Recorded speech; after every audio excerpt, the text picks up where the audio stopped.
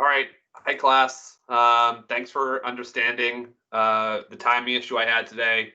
So we're going to skip to chapter 3 for the purpose of discussing business in a borderless world. This has to do with international trade, issues such as that. This used to, be more relevant, or actually be less relevant because the trade laws and the trade rules were what they were, and it was kind of like, let's just discuss this and move on. But international trade has come into a significantly higher focus in the last few years, which makes this chapter interesting. The next chapter we should have covered was chapter 2. Chapter 2 is about social responsibility and ethics, and I just think that's a better discussion to have in class with the conversation and dialogue about all these topics that are contained within, management and social responsibility and ethics. It's just a really great conversation that we can have. So, switching to the slides for business in a borderless world.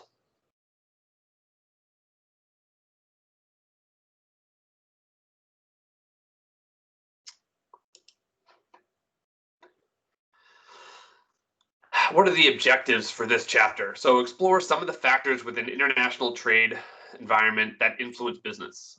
Investigate some of the economic, legal, political, social, cultural, and technological barriers to international trade. That's a really interesting discussion. Specify some of the agreements, alliances, and organizations that may encourage trade across international boundaries. Like, why do we trade internationally? And it's usually because another country is more efficient at producing that good or service, and by more efficient, meaning like, cost per hour, right? Contrast to basic strategies used in international business. Summarize the different levels of organizational involvement in trade, and then access opportunities and problems facing a small business that's considering expanding into an international market. International expansion is big business, especially if your business is scalable, meaning it's very cost effective to increase in size. But as you can see, with the political issues with a company like TikTok that we're seeing in the news today, international trade isn't always that easy. The issue I have with the TikTok deal is it sends a really terrible precedent to the global market. And is that, all these things are just governed by rules and laws that, we follow. So if the US can tell China that, or tell a Chinese company they have to sell to a US company at a discount, then what is stopping effectively China from saying, hey, that Apple factory, we're going to buy it for 50 cents on the dollar, and you can't do anything about it. And what leg could we stand on from a trade perspective, having done a similar thing, right? So it actually creates larger risks for US companies operating overseas, especially in China. The role of international business, that's the buying and selling and trading of goods and services across national boundaries. So, this can be anything. It could be, it at one point, and I don't know if this is true at the moment, but at one point, the cost of manufacturing furniture in Brazil is so cheap that you can send it in a ship hundreds of miles, thousands of miles overseas, and it's still like cheaper than US furniture made here, right? And why do we do that, right? We want to buy what's nicest, but also what's cost effective. You could say similar things about, why there aren't many t-shirt companies here in the US. And the reason why there aren't many t-shirt companies here in the US is because our cost of human labor is so high that producing t-shirts in the US, it would be very expensive. In fact, any companies that do produce t-shirts in the US, they're generally some type of luxury brand. We don't want to pay $50 for a t-shirt. How much do we want to pay? We want to pay 25, 30, 10. So most of the world's population and about 2/3 of its total purchasing power are outside the US. So there's really large lucrative markets outside the US. Global marketing requires balancing global brands with the needs of local consumers. They might change a product based on its location. They might modify a menu item. If you've ever been to a McDonald's overseas, these overseas McDonald's, do offer, different variations on traditional items. So American companies have become widely popular in China. One of the reasons why McDonald's has worked so well in China is because of the franchise model, which we'll discuss later.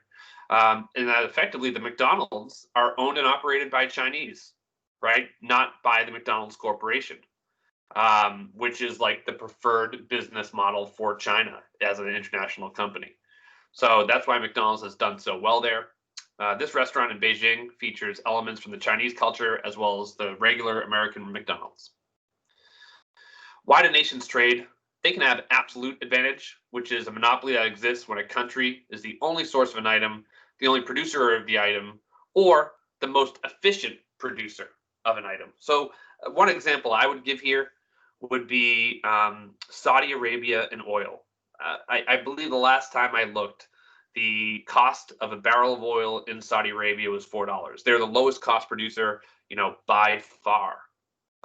So what does that mean? Well, that means like they can control the market. If they want to lower the price, right, they can just increase production. If they want to, increase the price, they can decrease production. They can afford to do that. Meanwhile, in the U.S., I believe like the cost of production is probably somewhere between $35 and $50 a barrel. So, we can't compete on price. We can only, U.S. can only do well in the oil market when it's above probably $40, right? Then there's comparative advantage. That's the basis of most international trade. When a country specializes in products that can supply more efficiently or at a lower cost than it can produce other items. One item that the U.S. Has a strong comparative advantage in is typically corn, right? We are very efficient at producing corn. This is why we make corn syrup. This is why there's ethanol and gasoline that comes from the production of corn. We can make the case why that some impact of government subsidies makes it have that advantage. But, at the end of the day, we're very efficient at producing corn. Next, outsourcing, right? The transferring or manufacturing or other tasks such as data processing to countries where labor and supplies are less expensive. I know that State Street, for example, uses a lot of data people from India, right? And they work, overnight as the American people work during the day. And, English is not as required as a skill because they're effectively processing data and they're doing it at a much lower cost than, an American worker. Next, trade between countries. We have exporting, which is the sale of goods and services to foreign markets. And then we have importing, which is the purchase of goods and services from a foreign market. Pretty basic, right? One's going out and the other's coming in. Next, we have a topic about the balance of trade. The balance of trade is the difference between the value of what a nation exports and imports. That can depend on what country you're in, what country you're near, what resources they offer, right? The balance of trade is pretty out of whack between the U.S. and China. A great example. But, that's not because China is better.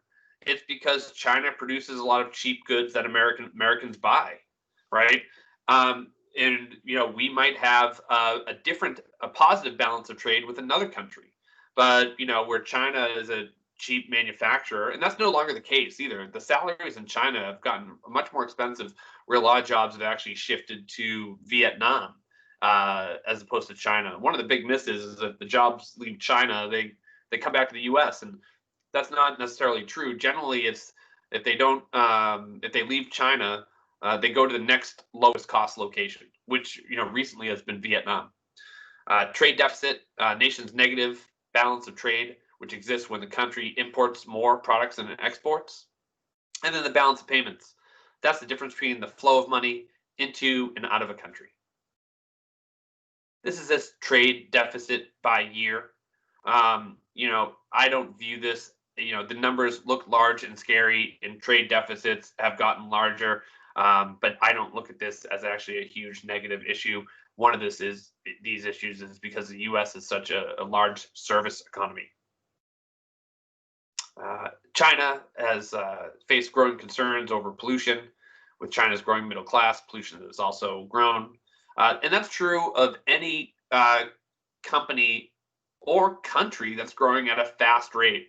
Think about things that are growing at a fast rate. If they're growing at a fast rate, there's likely more waste than if you're growing at a stable rate.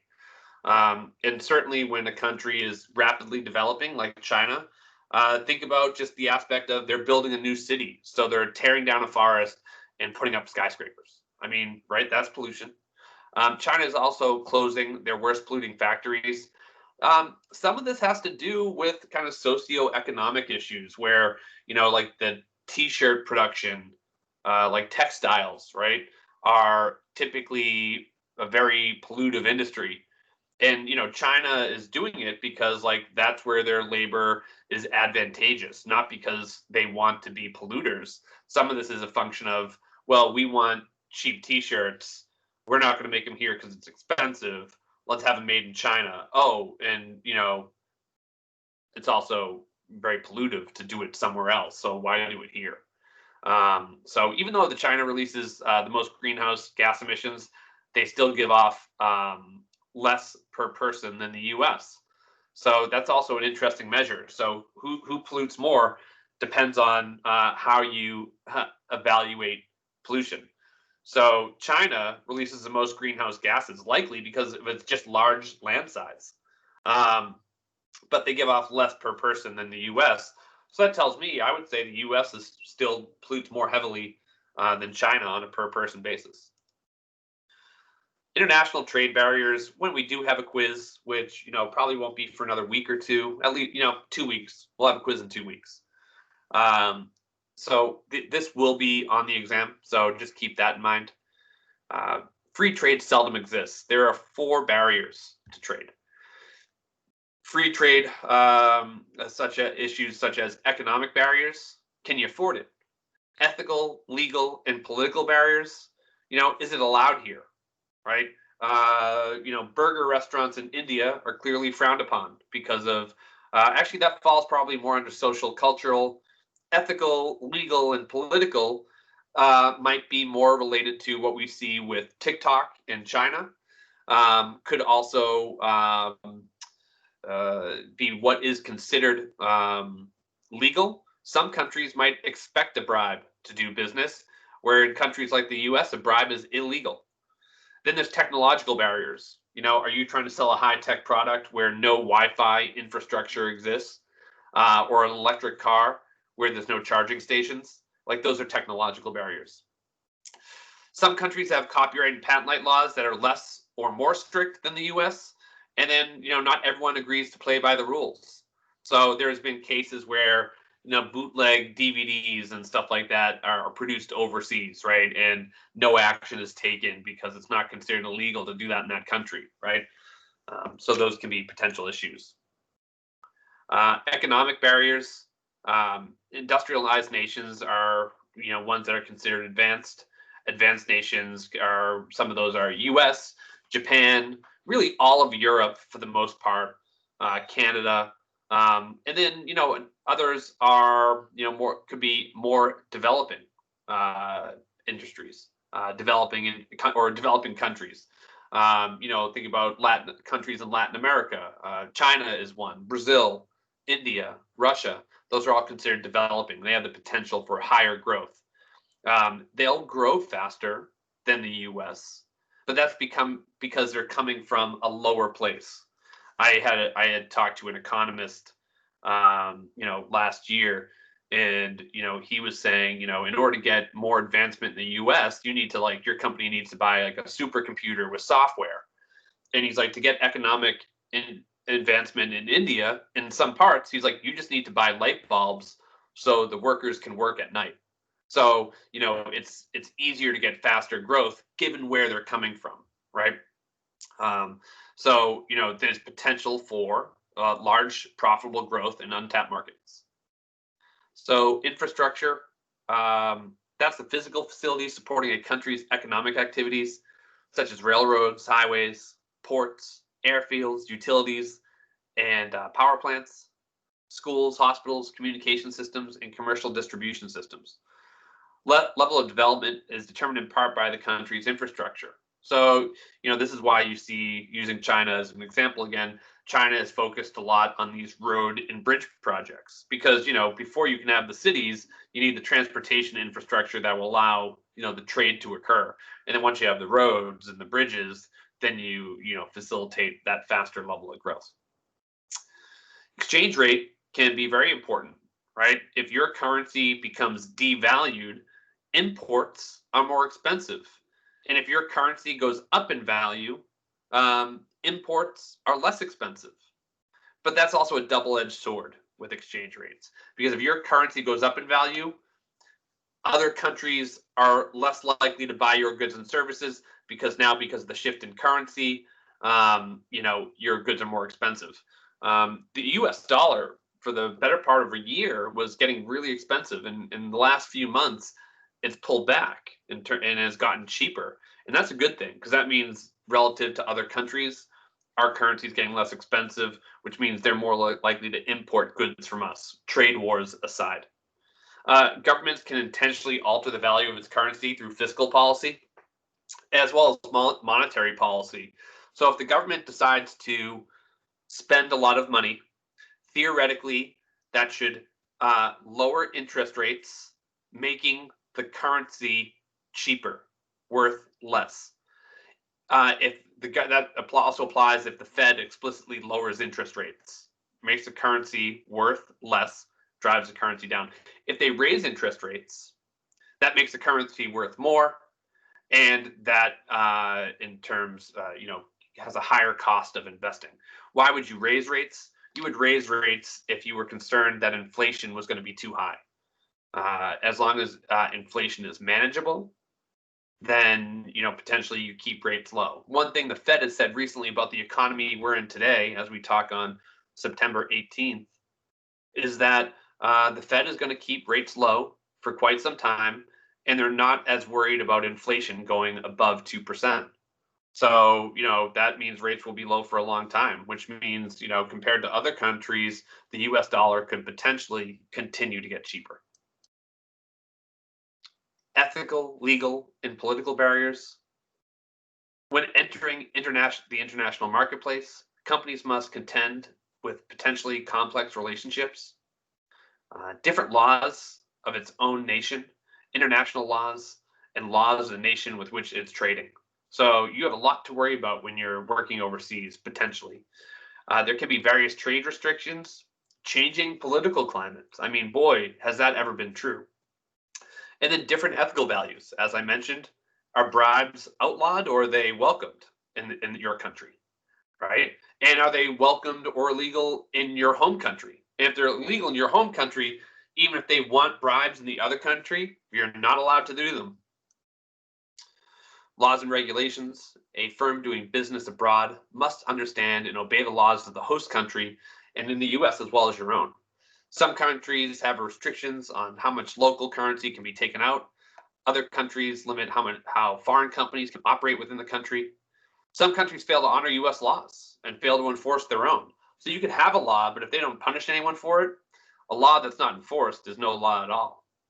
In some parts of the world, copyright and patent laws are less strict than in the US. Counterfeiting is also a large issue. The watch on the right is a knockoff, and the one on the left is authentic. That's the big business in counterfeiting now. It's no longer making like the counterfeits that you're buying in Chinatown or some market that are fake. The market for counterfeits has gotten upscale, meaning, you're buying something potentially on Amazon or eBay thinking it's real, and it turns out it's not, right? But you paid a real price for it, right? The dubious honor is given to the best knockoff by the organization Agent Action Plagiarists as an effort to shame their markets, right? So they try to expose counterfeits. Import tariff.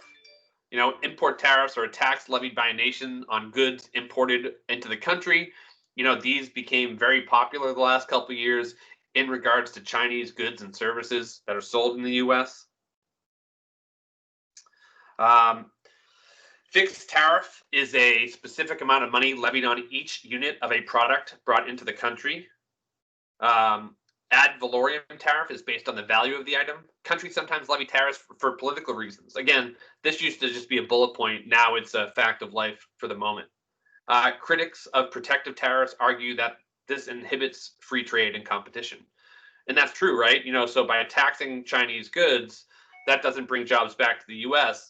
It generally will just make the goods more expensive for US consumers, because either we're buying the cheap goods that are now taxed at a higher price, or you're going to the next best location, which is Vietnam, and that might be even more expensive.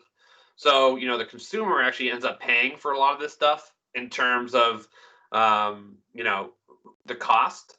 But like a tax on cigarettes, the opposing principle is that it will discourage you from making purchases in the future, which maybe, but if China is very competitive at making a good or service, one area of this is solar panels, and you could make the argument that they subsidize it. You could also make the argument that they're just more efficient at it because of low labor costs.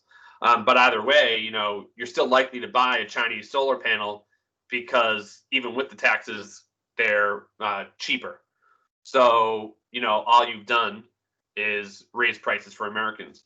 Kind of controversial, but, a fact of life.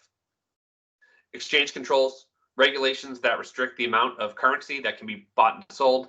So a country like Venezuela is one that's had instability in its currency. So and even China will restrict how much money can leave or enter their system because they want to maintain the value of their currency. One of the big advantages of the US is that we're considered such a stable currency that we don't really have to worry about exchange controls as much as a weak currency country like Venezuela, right?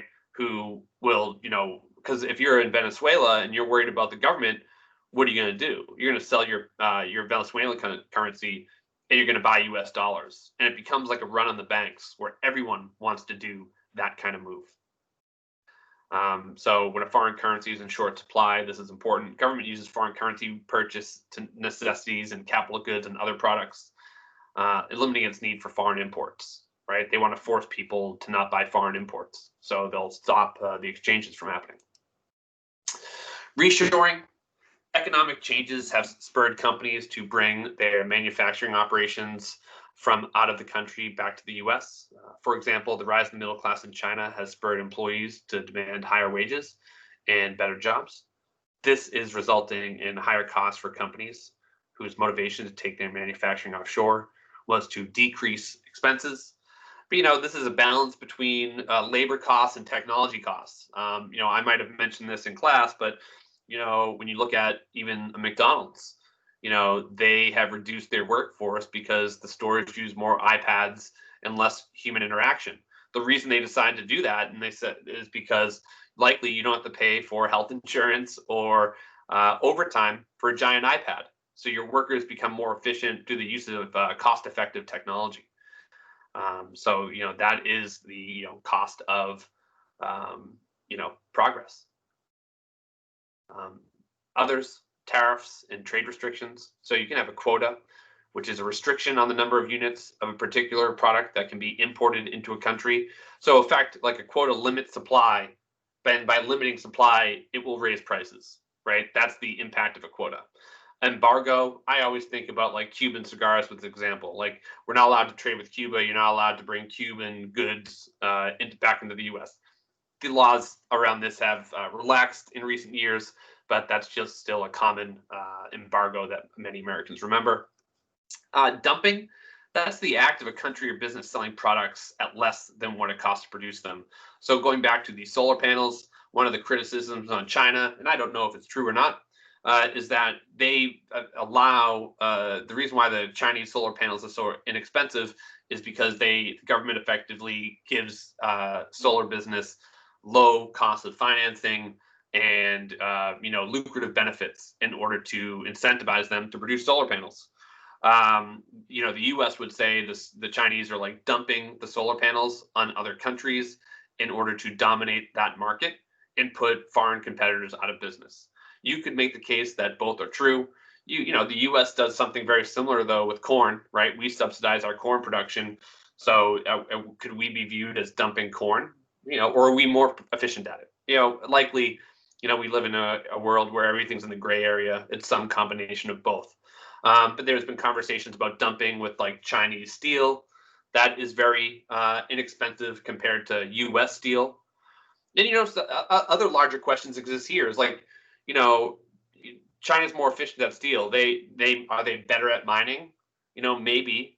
But a bigger question is, does I guess national security concerns aside, do we want jobs in the U.S. that are in a t-shirt factory or working in a steel mine? Those are generally not considered high quality jobs. So there's something to be said when you hear about these jobs coming back. It's like, are these the jobs we want coming back? Or would we rather have like high quality business people, engineers, scientists, right? Or more people working in t-shirt factories. So, these are kind of just questions to ask. Company may dump its products for several reasons. It allows you to quick entry into a market. I mean, you could ask, what's the difference between dumping and just having a sale? Like, there are plenty of products that enter the market at a loss in order to gain market share. But, when these are international transactions and not within an enclosed free market, sometimes, politics and nationalism kind of creep into the equation. One other area that's taxed for dumping alleged reasons is tires. To protect the U.S. tire industry, all Chinese tires are heavily taxed. Because the Chinese tires are heavily taxed, instead of paying a $50 per tire cost, most Americans pay $200. And why do we do this? To protect the jobs of the tire manufacturers in the U.S., which are generally not high quality jobs. But the reason they make this case to protect those jobs is for national security. Because if there was ever a war, we wouldn't want to have to rely on China for like the tires on our military vehicles and tanks. So, that's a case where, the U.S. will act against a dumping scenario to protect its own national interests. They'll also do this when the domestic market for a firm's product is too small to support an efficient level. So the government might subsidize it to help it get off the ground and be more competitive. What's the difference between, giving a small subsidy or allowing the business to be, non-competitive? And those are a fine line. And then technologically obsolete products that are no longer saleable in the country. So you have I'm sure, DVD sales plummeted in the U.S. before they did in other countries. So you might have seen DVD players start getting really cheap overseas as countries tried to dump them on some other market. Political barriers. Political barriers are considerations that affect international business daily. Now, these are seldom in writing or official, and they can change rapidly. And again, these last 2 years are a perfect example of that. Political unrest may create a hostile or even dangerous environment for foreign business. I mean, does this sound familiar?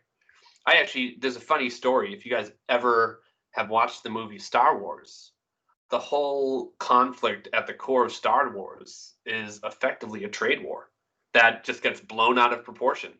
And the reason why they mention it here is because that's like a common tale of, when you have good trade and money's flowing, everyone's happy, everyone's making money, time's usually good in this little conflict. But when trade gets disrupted, people start fighting over the scraps. So that is kind of I think a decent analogy for today, not trying to be ominous, but, when there used to be also, and I think this rule might have been broken, but it said that no two countries with a McDonald's have ever went to war against each other. Why is that? That's because, it's not worth the damage to your own economy. Once you have a lot of trade, actual war is very costly because it's not only human life, right? It's also, business, right? It affects everyone's business. Easier to go to war with a country you have no economic ties to. Cartel, this is especially related to oil. It's a group of firms or nations that agrees to act as a monopoly and not compete with each other in order to generate a competitive advantage in world markets. So OPEC is an example of the cartel. The story with OPEC in the last few years is that it's kind of broken because too many countries cheat meaning they agree to cut production and increase it. You know, the Saudis, who, you know, had the most control of the cartel because they're the largest producer, they all agreed to a production cut. And I think today the Saudis came out and said, hey, we agreed to a cut. We cut ours to kind of support prices, but everyone else cheated and sold more oil. So what does that mean? Well, if someone cheats in a cartel, then everyone will cheat. And the Saudis will say, hey, shoot, we can produce oil at $4 a barrel. If everyone's going to just produce and not abide by the cartel's rules, then we will increase production and lower prices because we'll be able to survive lower prices. Social and cultural research can help minimize the problems associated with social and cultural differences in spoken and written language, body language, posture, facial expressions, personal space, and may vary by nation, as does family roles. You know, one common stereotype, if you watch any commercial for a cleaning product in the US, you know, who is it advertised to? Typically, it's advertised to women. And those ads are kind of falling prey to common stereotypes. But the reality is the person who makes the decision on the cleaning products is usually the woman in the household. So no surprise that they advertise to the market that is in charge of the purchasing decision. So other nations may have a different perception of time. What's considered late can change by which country you're in. National customs and holidays must be respected. And in most nations, you know, use the metric system. So that's something that can, you know, be different depending on where you are in the world, right? Technological barriers. You know, technological advances are creating great marketing opportunities, and they create new challenges and competitions. Think about social media, gaming. I'm trying to name stuff that, you know, is relevant to you guys. 5G phone technology, which we'll be seeing this year, hopefully next month from Apple. And then, you know, we also have changing technologies. Out of the top 5 PC companies, 3 are from Asia. It's also, you know, so China is associated with like making all these technology products, but a lot of times what they're doing is they're putting together high technology products, not producing them. So, for example, you know, the iPhone is assembled in China, but the components, the high-tech components, most of those are made in Korea or the US or other countries that have more advanced technology. But China is the one that puts it all together. So, you know, depending on where you are, you know, you might have a different impact on the supply chain. But China is trying to make strong advances in building out its own high technology business. Also, looking at technology aside from just computers, one example I give people is jet engines. There's only a few countries in the world and that really can produce jet engines effectively, and that's the US, Germany, and Japan. You know, beyond that, it's very hard to do it, and most countries are not advanced enough where they're able to do this on their own, as well as those 3 countries. So, you know, most countries are buying their engines from one of those companies because they're not as efficient as producing them on their own.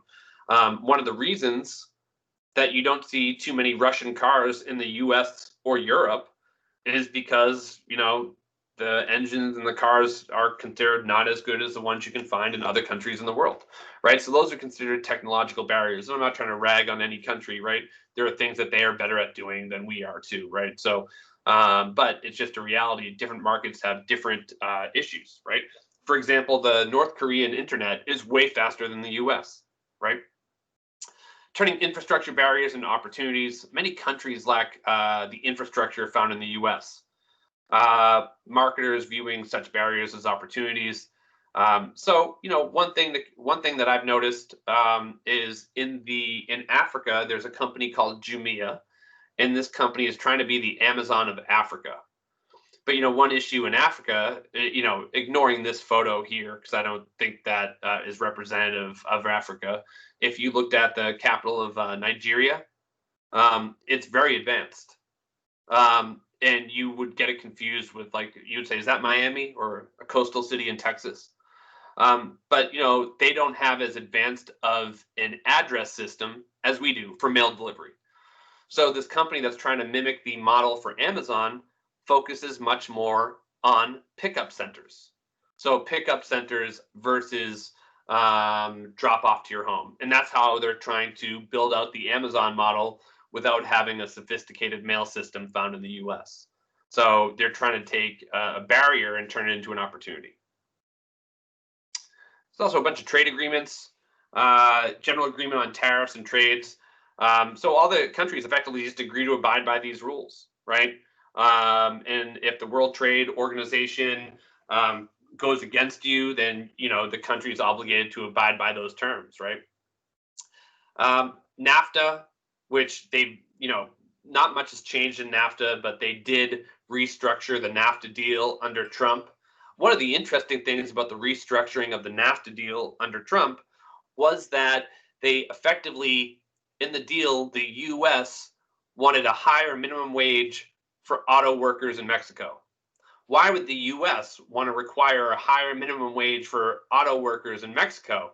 Like, the auto workers in Mexico must be excited. But the reason for this is because they don't want the Mexican government to undercut U.S. labor. So the U.S. is forcing the Mexican market to increase their cost of labor to make the U.S. market more competitive. So economically, what should happen is some Mexican auto workers will get a higher pay, but there'll be less of them because some jobs will shift back to the U.S. NAFTA, while controversial, has become positive. Like any trade agreement, if you eliminate barriers to trade, that usually makes for a more efficient market. Easier to invest in Mexico and Canada. It protects strong intellectual property laws across North America, requires equal treatment of goods, and then simplifies a country of origin rules.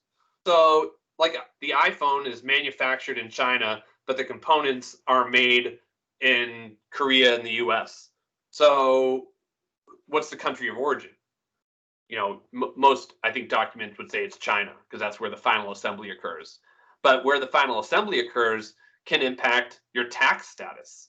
So there are definitely some companies and businesses that have, like, the final piece of manufacturing happen somewhere else for tax purposes. European Union and Asia Pacific Economic Cooperation. So European Union, another trade agreement, they eliminated all their individual countries' currencies and now have a national currency. At the time of this slide, which is in 2016, the EU had a GDP of 17 trillion. And think about if you were purchasing property and you lived in Paris and wanted to buy something in Germany, how challenging that might be. You have to exchange the currency. There's going to be a fee on that. Then you have to enter a foreign market. Now with the European Union, the singular currency eliminates trade barriers. Asia Pacific Economic Corporation is an international trade alliance that promotes open trade and cooperation among its members. So it's an Asian trade agreement. And these are the countries it includes. It's supposed to increase trade, reduce costs. But there's been a big push back against globalization in recent years. And I think it's unwarranted because jobs going overseas, can actually be good for the overall cost of the economy. The problem is that usually when jobs go overseas, it's not like the pain is spread evenly. It usually hits one area or one region particularly hard, and that makes it politically, toxic, right? Association of Southeast Asian Nations, and that's really a trade agreement that's supposed to act as a counterbalance with Southeast Asian countries, as a counterweight really against China. The World Bank is an organization established by developed economies to loan money to underdeveloped countries. So the World Bank's been criticized too, but they're supposed to help other countries grow and stabilize. The problem is that the World Bank gets criticized because if they come in and loan a country money, they're going to place some rules on like what they can do with it and how it's repaid. But that would be true with anyone who loans you money. So I don't think it's a question of, do you want to take the money or not, right? If you take the money, like any loan, there's consequences to doing so. International Monetary Fund, that's to promote trade among nations, eliminating trade barriers and fostering cooperation financially. Exporting and importing. Counter agreement trade is a foreign trade agreement that involves bartering products for one another instead of a currency. Those aren't as common. Export agents are middlemen that help companies by handling international transactions. Middlemen might be needed more depending on which country you're trying to operate in. Getting involved in international business. So one way you can form that is a trading company, a firm that buys goods in one country and sells them to buyers of another country. It's effectively a middleman, and they handle all trade activities, including the export agents and the facility of delivery, right? Another one is licensing. And licensing doesn't have to be international, but it's if you have a product, good example, like sometimes you'll see like Peet's Coffee inside of 7-Eleven. They have a licensing deal. Like they pay Peet's Coffee for the privilege of having Peet's Coffee in the house. And they get to, try to sell high quality coffee in 7-Eleven, believe it or not. The other side of that would be, I'm trying to think of another company that has a licensing deal overseas. Maybe it's the, distribution of music. Like you're going to sell the rights. You're a producer of some music label, and it's too hard for you to get involved in trying to promote your music label in China. So you make an agreement with a Chinese company and say, hey, for $2 million, we'll let you sell our music and stream it in China. And they pay you the $2 million, and then they make any profit above the $2 million they invested. So that'd be an example of a licensing fee or a royalty fee, right? Lastly, you have franchising, which I already talked about in regards to McDonald's. And this is covered in another chapter as well. But franchising, you're effectively renting the business model, where you're paying for the name, logo, methods of operation. You get the group advertising, right? Even though each store doesn't pay for the commercials, the fees they pay McDonald's cover the cost of these national and international commercials. In return for the financial commitment and the agreement to conduct business in accord with the franchise's standard of operation. So, if you do a franchise for McDonald's, you can't change the menu, right? You have to, if the other thing that often business owners are sensitive about within a franchise, specifically this happened to Chipotle, where there was a couple bad Chipotle locations that were all franchises. And then to get business going again, Chipotle had a number of free burrito giveaways, free guacamole, etc. But guess what? Chipotle didn't pay for that. The franchise owners paid for that. So, and they still have to abide by the franchise rules. Another thing was that was unpopular was the McDonald's 99-cent double cheeseburger, which I think that's like $2 now. But at one time, the double cheeseburger was $1. And I think it was only like 1 or 2 years ago. But one thing, they were upset that they had to sell it for $1 because it was like a loss to the franchise. You hope that the person buying that $1 double cheeseburger at least buys a soda because those are very profitable. But what some of the franchise owners started doing to cut the cost of that double cheeseburger was only put one slice of cheese in, right? And that might not sound like a lot, but when you're running on really tight margins in large volume, again, they're not supposed to be doing that. They're not supposed to be changing the recipes, etc. McDonald's has expanded around the world via franchising. Although the company will customize some of its meals to the local culture, they try to be fairly consistent. Contract manufacturing and outsourcing. So contract manufacturing can be international. It can also be domestic. One company that I follow is called Jabal Electronics, and they manufacture AirPods and iPhones within the U.S. They're based in St. Petersburg, Florida, and they also make medical devices. So they do contract manufacturing. It's also good if you have an idea for some type of electronic device, but you don't have a factory to build it. You can contract someone to build your idea. In fact, a lot of contract manufacturing actually occurs on Alibaba. You can find someone to manufacture goods and services for you. And then outsourcing, as defined earlier, is transferring tasks to other countries where the costs are lower. Insourcing is bringing them back. Offshoring, that's the relocation of a business processes by a company or a subsidiary to another country. I think Pfizer moved its operations to Ireland or something at one point for tax purposes. Different from outsourcing, the company retains control by not subcontracting to that country. Oftentimes they can do this for tax purposes. Joint venture is a temporary partnership. So I know a few years ago, Harley Davidson made a Ford F-150 with, that was like a Harley Davidson Ford F-150. That's clearly a joint venture. Likely the joint venture is, it's Ford's making the truck. They're putting some new decal and logos on it. And, they get to use the Harley name to hopefully generate more sales, right? But that was a short-term partnership in the hopes that both brands benefit. Strategic alliance. So think about maybe two airline companies that share miles with each other. So it increases the value of any agreement that they might have with their customers, any loyalty agreements. This is used when competition is fierce and costs are high. I mean, no surprise, airline business. And that's becoming predominant also in the auto and computer business, where costs are high and it's very competitive. So airlines as well. Then there's direct investment. Direct investment is tough because it really depends on the country you're operating in. As we mentioned before, you try to do business in Canada, Mexico as a US person, it's pretty easy. But, doing a direct investment in China or India might be a little bit more challenging. You might find it difficult to compete because, the local government or the local market just might not support you. Oftentimes, you'll want to. That's why you find a joint venture or strategic alliance. Is that so you can find a local partner? But if you do a direct investment, why are you doing it? You want more control, right? And this, direct investment may involve the purchasing of new facilities. If you're a technology company, China might require you to house the data in China, for example, which is a cost. Or if you're a factory, you might have to build a new one there in that local market. Subway in Kuwait. So Subway's restaurant is part of the huge shopping center found in Kuwait City. So, this is typically, Subway restaurants are actually privately owned. Multinational corporation is a corporation that operates worldwide scale without significant ties to any one nation. I think of Sony, right?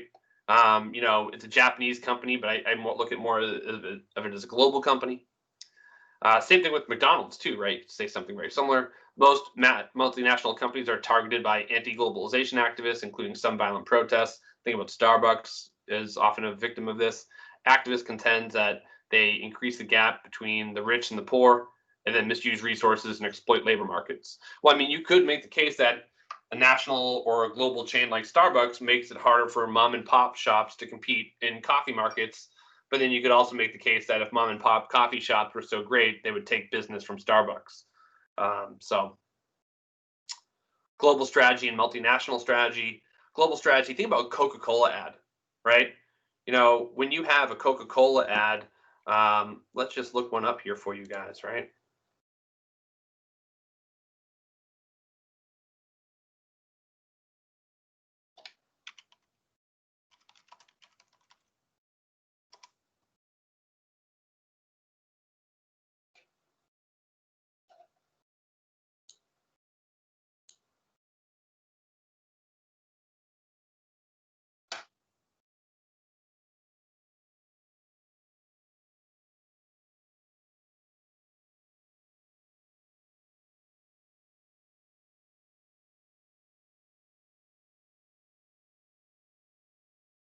So one thing you can see about this Coca-Cola ad, it doesn't even, you haven't even seen anything in regards to Coke yet. There you go. First time you saw a bottle of Coke, right? Second time. And what you see here is just like a really diverse audience. The voiceover in the background is actually completely irrelevant because in each local market, they could have someone saying the exact same stuff just in a local language. But like what people are speaking here, it doesn't really matter, right? It's showing just multicultural, a lot of people having a good time. And that's really the core of a global strategy. They don't need to have, Coca-Cola's marketing doesn't need to have anything with a tailored individual market. Like what's Coca-Cola's marketing, right? Like Coca-Cola and smiles, right? People having a good time. So that is something that I would certainly look at for as a global marketing strategy.